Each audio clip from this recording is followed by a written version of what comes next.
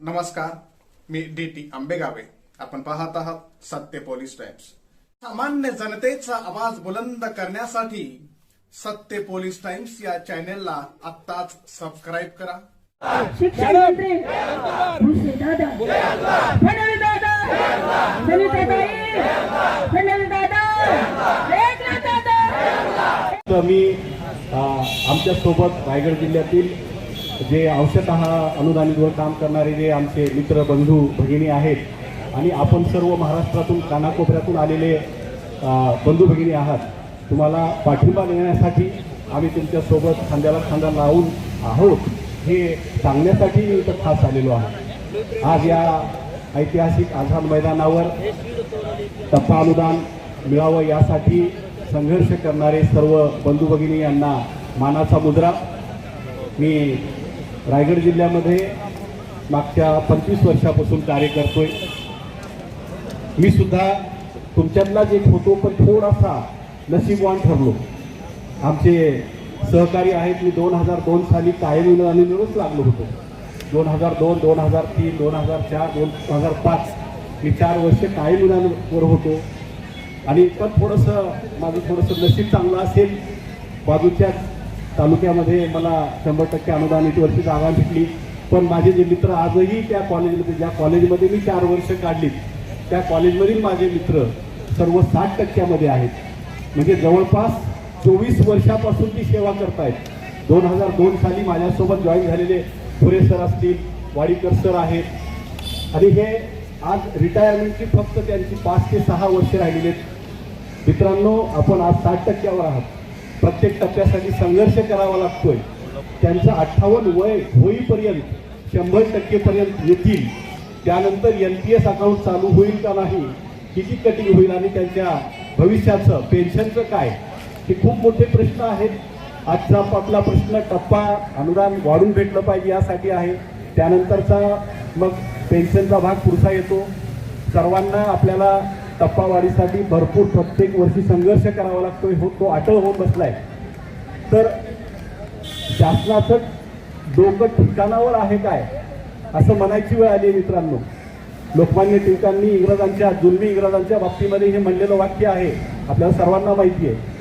ह्या पण शासनाचं तसंच डोकं ठिकाणावर आहे का असं म्हणायची वेळ आलेली आहे. जे मागत आहेत त्यांना द्यायचं नाही आणि जे मागत नाहीत त्यांच्या मागं लागून बळजबरीनं द्यायचं.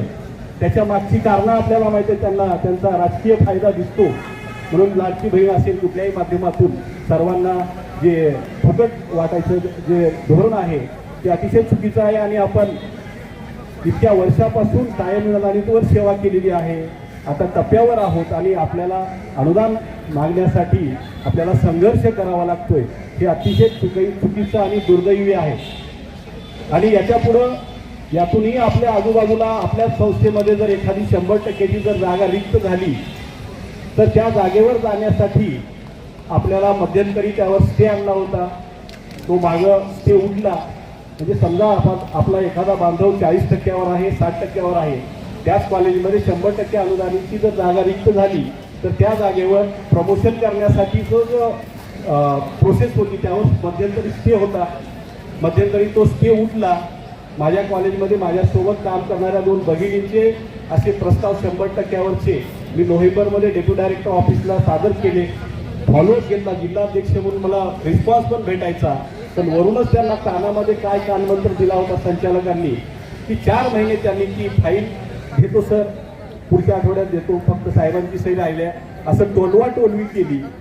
आणि एप्रिलमध्ये सांगितलं की आता हे पोर्टलमध्ये त्याची ॲडव्हर्टाईज पोर्टलमध्येच ऑनलाईन तो प्रस्ताव सादर करा. आणि मग एप्रिलमध्ये मी ज्यावेळेस ते पोर्टलवर बघितलं, ट्रान्सफर हे टॅब दिसतं आपल्यालाही, बघितलं असेल आपण, त्यामध्ये जे सांगितलेली कागदपत्र आहेत ती कागदपत्र अपलोड करताना नाकीनऊ येत आहे. त्यामध्ये मागील 5 वर्षाचं सॅलरीचं स्टेटमेंट मागितलेलं आहे, 5 वर्षाचं IT रिटर्न मागितलेलं आहे. ते कसं देणं शक्य आहे? ह्या अशा इतक्या अडचणी गतिरोधक निर्माण करून ठेवलेत की अंशतः अनुदानितवरचा 100%वर जाऊ नये. टप्पावाढीसाठी प्रयत्न करावे लागतात. 2-2 वर्ष द्यायचं नाही. रडून रडून हैराण झाला पाहिजे अशी शासनाने आपली अवस्था करून ठेवलेली आहे. आणि त्याच्या पुढचा आणखी मुद्दा एक तुमच्या माहितीचा असेल की संच मान्यतेमध्ये बऱ्याच त्यामध्ये जे प्रचलित पद्धती होत्या त्यामध्ये बऱ्याच बदल करून जे पूर्णवेळ पदं आहेत ते पार्ट टाईम कसे होतील, पार्ट टाईमची पदं झिरोच कशी होतील अशा पद्धतीनं शासनाचा प्रयत्न चालू आहे. एकंदरीत त्यांना शिक्षण क्षेत्रावर होणारा जो खर्च आहे तो कमी करायचे त्यांचं मानस आहे.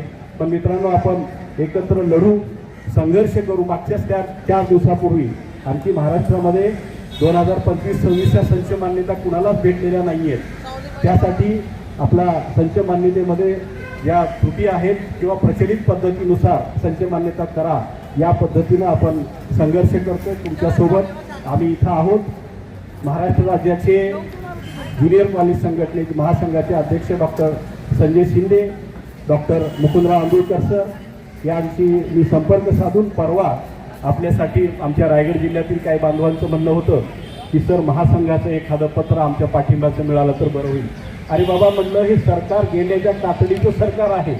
महासंघाचं एखादं पत्र दिलं म्हणजे लगेच अनुदान मिळणार नाहीये. तरीही मी पत्र दिल्याने मी दररोज एक पत्र देईन, मला काय जाणार आहे जर अनुदान देणार असेल तरी. तुमच्यासाठी सर्वांसाठी मी महासंघाकडं आमच्या अध्यक्षांना मागणी करून ते पत्र बऱ्याच व्हॉट्सअप ग्रुपवरही फिरलेलं आहे. त्यांनीही मागणी केलेली आहे की ह्या सर्वांना प्रचलित पद्धतीनुसार दरवर्षी त्यांना टप्पावाढ द्यावी. जे आहे 511 वेतन हेडचाही उल्लेख केलेला आहे. त्यामध्ये अनुदान नाही आहे, पगार नाही आहेत. तर 511चं तसं न ठेवता जे रेग्युलर 100% अनुदानितचं जे वेतन हेड आहे त्यामध्ये त्यांचा समावेश करावा अशी एक मागणी त्यांनी जोडलेली आहे. आणि या संघर्षामध्ये जर लवकरात लवकर यांना टप्पा मंजूर केला नाही तर आम्हीही त्यांच्यासोबत पुढील आंदोलनामध्ये सहभागी होऊ असा त्याचा आशय मी वाचून दाखवणार नाही. आम्ही सर्वजण तुमच्या सोबत आहोत मित्रांनो. लवकरात लवकर आपला हा संघर्ष संपवा. गुलाब उधळत आपण सर्वजण आपापल्या गावी जावं अशी विठुरायाच्या चरणी प्रार्थना करतो. आणि इथं मला 2 शब्द बोलण्याची संधी दिली त्याबद्दल आयोजकांचे आभार मानतो. सामान्य जनतेचा बुलंद आवाज, सत्य पोलीस टाइम्स.